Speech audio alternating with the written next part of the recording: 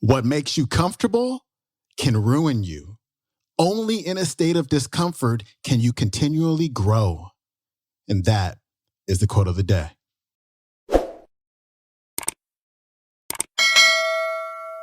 Welcome back to the Quote of the Day show. I'm your host, Sean Croxton of SeanCroxton.com. Today, I've got another brand new speaker for you today, Mr. Bill Eckstrom. Bill is the Senior Vice President of Business Development over at ExcelInstitute.com. And today, Bill is talking about order versus chaos and complexity. Comfort versus discomfort. I want you to ask yourself a question, and it's a serious question. How much order is in your life? How predictable is your life? Is your life like Groundhog Day? It's the same thing over and over and over again, day to day, week to week, month to month, year to year, just the same stuff, just all ordered. It's just all good. Just right there in the comfort zone. Everything's beautiful. Today, Bill is talking about making a case, making an argument for chaos, making an argument for complexity, getting fed up with order.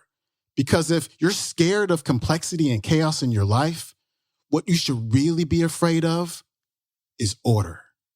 Here's Bill. So I was on a roll. I was an executive with a nice salary, annual bonuses and stock options, all the perks. Everything was on track. And on Monday, January 7th, 2008, at 3 o'clock in the afternoon in a small conference room on the top floor of our building, the president of the company wanted to have a quick meeting with me, which wasn't unusual since he was my boss. But the meeting turned out to be even more brief than expected. He fired me. And I'll never forget how his words just sucked the breath right out of me. And I left the conference room in a dazed state, and I went home and curled up in my bed in the fetal position for 3 hours. And while I could go on in vivid detail about how I felt, what I did to my self-esteem, my finances, and so on, what I now realize is while that event created the greatest amount of discomfort I had ever felt, it was that discomfort, the departure from my ordered life, that forever changed it for the better. You see, friends, what makes you comfortable can ruin you. And what makes you uncomfortable is the only way to grow. Let me say that again. What makes you comfortable can ruin you, and only in a state of discomfort can you continually grow. Now, I suppose if on January 8th, somebody come up and said, "Gee, buddy, getting fired's a good thing, because now you're really going to grow," I probably would have smacked them. But pretty quickly, I became motivated to start a new journey. And after a couple of years of work with my new team and a PhD friend at the University of Nebraska, we had this epiphany on how to illustrate and apply the science of discomfort and growth. We called the concept the growth rings. The growth rings represent living environments that promote or hinder growth. And that includes everything from your place of work to even a fishbowl. You see, what dictates the size of a goldfish is its environment. And while this goldfish lives in a very safe environment, it's also very limiting in most every way. And when placed in a more robust environment, like, say, a small pond, this can be the result. Now, it also means he could be eaten. But friends, this is you. The environments in which you work, live, and play, they're all a proverbial fishbowl that dictates your growth. So the first growth ring represents a low-performing, low-growth environment called stagnation. Stagnation is understood by having to follow too many steps and permissions and minutia that stifles creativity, independent thought, and action. To imagine an environment such as this, think no further than our state and federal governments. Now, the antithesis of stagnation is chaos, also low growth and low performing. Chaos can be caused by internal or external events or conditions. We see chaos occur at times in business mergers, natural disasters, and horrific events like 9/11. Chaos is having zero predictability or control over inputs and outcomes. Coming back down the growth rings, next to stagnation is the most desirable environment, order. Order is knowing that what you do or what is happening in your environment leads to a predictable outcome. And in predictability, comfort is found. But comfort is also what makes order so dangerous. Because science shows that anytime you continually do something or even think about something the same way, you'll eventually stop growing. And this applies to every living thing, even our dog. You see, if Aspen had a chance, she'd choose comfort 6 days a week and twice on Sundays. But too much growth-limiting order would have prevented her from becoming a therapy dog. And had this been allowed, think of the lives this gentle soul would not be touching today. So before your order continues to limit the way you think and act, remember what I said earlier. Growth only occurs in a state of discomfort. Now think about the power of that phrase. Growth only occurs in a state of discomfort. I can unequivocally state I wouldn't be standing on this stage today without my uncomfortable, order-disrupting day 9 years ago.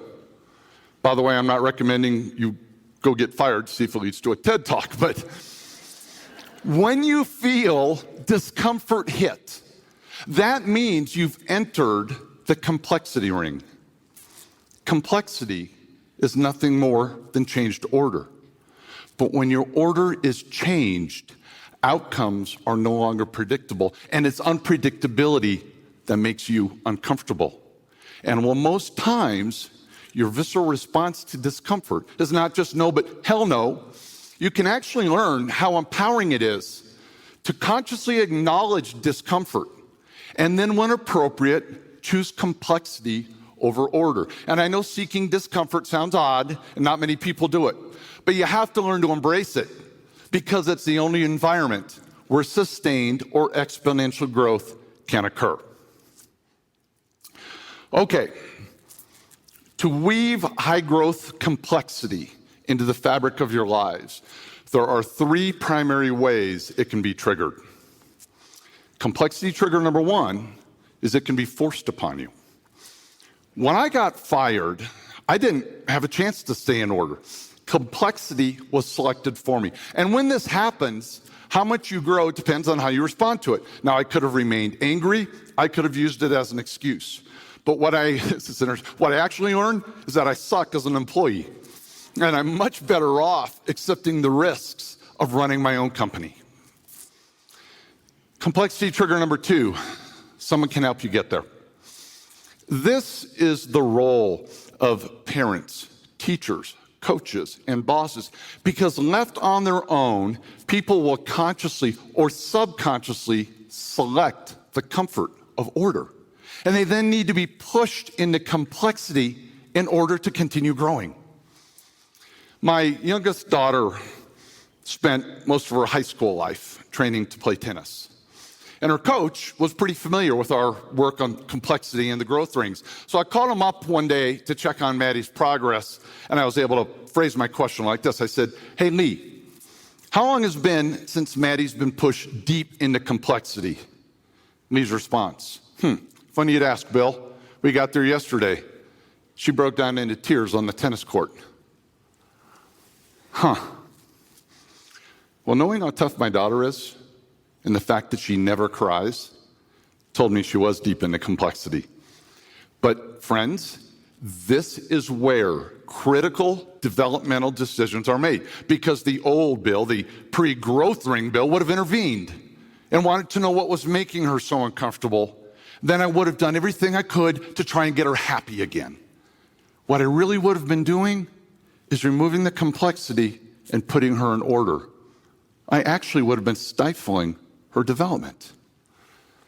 But the new post-growth ring Bill relished in his daughter's discomfort. And it was the coach's next words that told me everything I needed to hear. He said, "But Bill, I got to tell you, it took a heck of a lot more to get her to the limits of complexity this month than it did last month." Discomfort was causing her growth.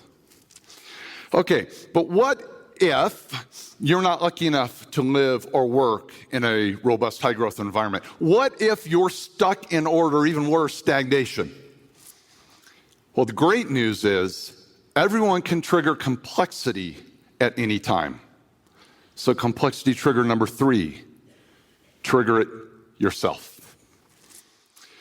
Take a journey with me back to Montgomery, Alabama in the 1950s. Imagine, if you will, a young girl who's black, and she attends an all-black high school. And she takes a city bus to get there and home, which wasn't unusual in that era. And on March 2nd, 1955, she boards the bus to come home from school, and she sits near the back in the first row of seats where blacks were allowed to sit. And as the bus continues to fill with white people, there's eventually no more room in the front of the bus. And according to local law, she needed to move further back to create room for white people to sit. You see, Montgomery had an order in place that, when followed, led to a very predictable outcome: repression of people with little conflict.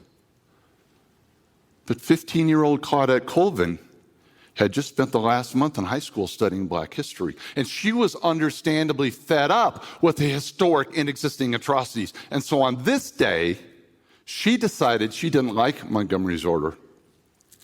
And by refusing to give up her seat, she sent a community, our laws, and our entire country into complexity. Yes, 9 months before Rosa Parks made her famous decision to stay put, it was a 15-year-old girl that was handcuffed, dragged from the bus, and taken to prison. It was Miss Colvin, not Rosa Parks, who first fought the law, and by the way, was also the star plaintiff to testify in the famous lawsuit that went all the way to the U.S. Supreme Court. So, I use Claudette's actions not to heighten awareness of race issues, although that's not necessarily bad, but I use it as an example of every issue, of every situation in an ordered environment. It's a real and perfect example of complexity forcing people, our communities, and our courts into discomfort, and the downstream impact that can occur anytime someone elects to move from order. Dr. Serene Jones, in a recent book, summarizes this concept very eloquently. She said, "The constant facade of order hides the wilderness that is craving to seep out and teach us that life wasn't created to be what we think it is. Beyond words, we must experience the wilderness to be taught what cannot be otherwise known." So friends, it's not the discomfort of losing a job. It's not having a child break down on the tennis courts, but it's order you should fear the most, because it is a threat.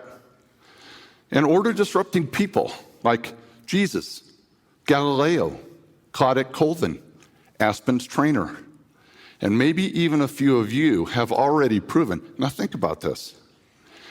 It's not the complexity triggering individuals or events you should fear the most, but it's your own willingness to accept or seek discomfort that will dictate the growth of not just you, but our entire world.